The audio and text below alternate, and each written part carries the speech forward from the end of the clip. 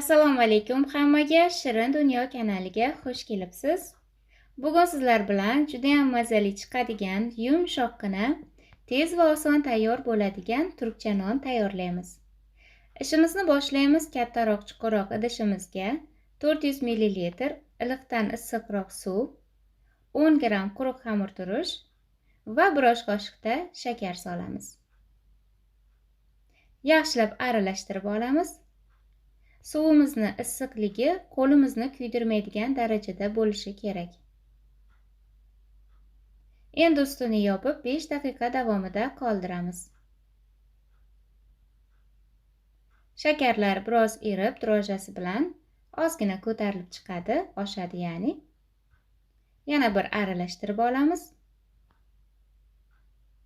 Tayyor massamizni ustiga unni elakdan o'tkazib qo'shamiz. Taxminan 500-600 g atrofida un ketadi. Yana ham unni turiga qarab unimizni grami o'zgarishi mumkin. Biroz kamroq yoki ko'proq ishlatishimiz mumkin. Unni ustiga 8 g tuz qo'shamiz, yaxshilab qorishtirib olamiz va xamirimizni qorishni boshlaymiz. Xamir qo'limizga yopishadigan juda ham yumshoq xamir bo'ladi va biroz ko'proq vaqt xamir bilan ishlashimiz kerak. Bu jarayonni sal ko'proq ko'rsatdim video davomida tushunarli bo'lishi uchun. Ko'rib turganingizdek, xamirni tepaga ko'tarib, ichki tomoniga qatlab ishlaymiz. Mana xamirning holatini ko'rsatdim. Xuddi shunaqa yumshoq, yopishqoq xamir bo'ladi. Qancha ko'p xamir bilan ishlasak, xamir holatini o'zgartiradi. Ya'ni elastik bo'lib, qo'limizga yopishmaydigan holatga keladi. Ortiqcha un qo'shilmadi, faqat xamir bilan xuddi mana shu holatda ishlandi. Xamir tayyor, ko'rib turganingizdek juda ham chiroyli bo'ldi. Va endi buni ustini yopib 30 daqiqa davomida oshirishga qoldiramiz. Xona haroratida yoki iliqroq joyga qo'yib oshirsak bo'ladi. 30-40 daqiqa davomida xamir yaxshi oshib chiqadi. Mana oradan vaqt o'tdi. Xamirimiz chiroyli bo'lib, 2 baravar ko'tarilib chiqqan. Endi stolimiz ustiga biroz un sepamiz. Xamirni hammasini to'kib olamiz. Xamir oshib chiqqanidan keyin yana biroz yumshaydi va yana yopishqoqroq holatga keladi. Shuning uchun ozgina un sepib ishlaymiz. Ko'rib turganingizdek, xamirni biroz to'plab olamiz va keyin qo'limiz bilan ortiqcha havolarni chiqazib dumaloqlab olamiz. Tayyor xamirni teng 2 bo'lakka bo'lib olamiz. Yana birozgina un sepamiz. Xamirlarimizni dumaloq qilib, chiroyli qilib, zuvala qilib olamiz.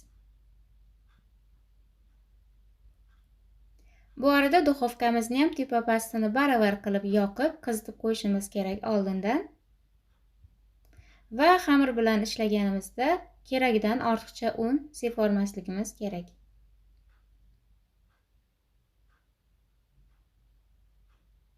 Endi tayyor zuvalalarni har bittasini bittadan pishiriq qog'ozi ustiga joylashtiramiz.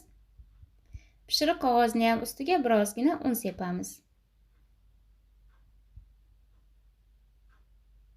Ko'rib turganingizdek qilib yoyib chiqamiz. Yengil harakatlar bilan birozgina yoyamiz.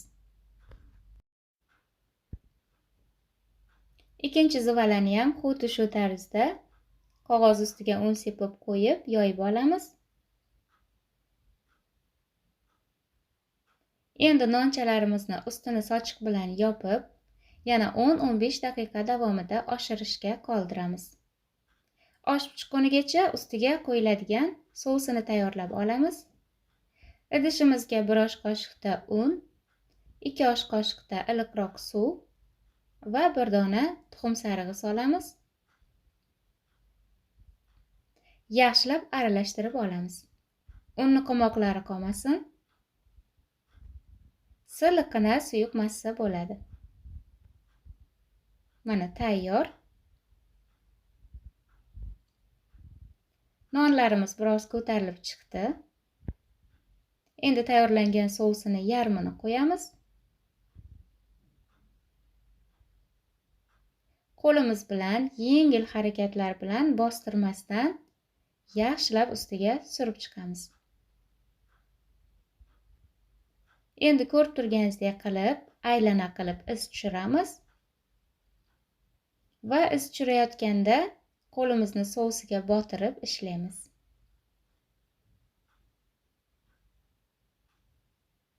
Xuddi shunaqa ko'rib turganingizdek qilib qo'limiz bilan chiroyli qilib iz tushiramiz.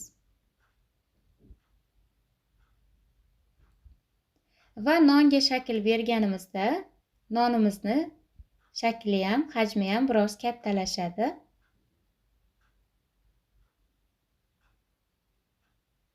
Endi tayyor bo'lganidan keyin chetlarini salgina nomiga tortib qo'yamiz. Ko'rib turganingizdek qilib nonimiz biroz kattalashadi.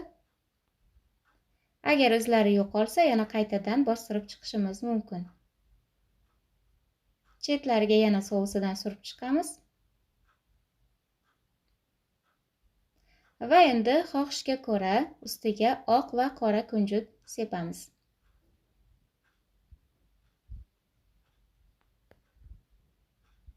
Duxovka listiga olamiz nonni va qizib turgan duxovkada 220 gradusda qizarib pishgunigacha yoki 10-15 daqiqa davomida qoldiramiz pishirishga. Duxovkalarni turiga qarab pishish vaqti ham o'zgarishi mumkin. Qizarib chiroyli bo'lib pishgunigacha qoldiramiz. Birinchi nonimiz pishib chiqqunigacha ikkinchisini tayyorlab olamiz. Xuddi shu shaklda takrorlaymiz.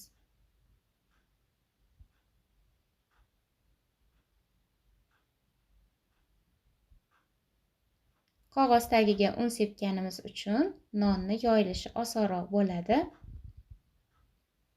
Birinchi nonimiz chiroyli bo'lib pishib chiqdi va ikkinchisini qo'yamiz.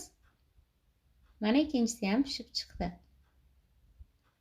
Non pishganida hidlari butun uyga taralib ketadi, juda ham mazali chiqadi.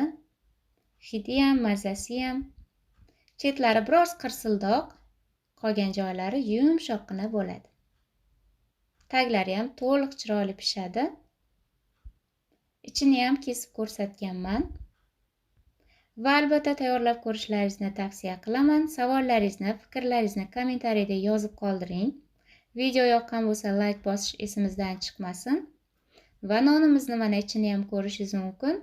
Juda ham mazali, juda ham oson tayyor bo'ladi. Albatta tayyorlab ko'rishlaringizni tavsiya qilaman. Har doimgidek Shirin Dunyo kanalini kuzatishda davom eting. Yana keyingi video retseptlarimizda ko'rishguncha omon bo'ling.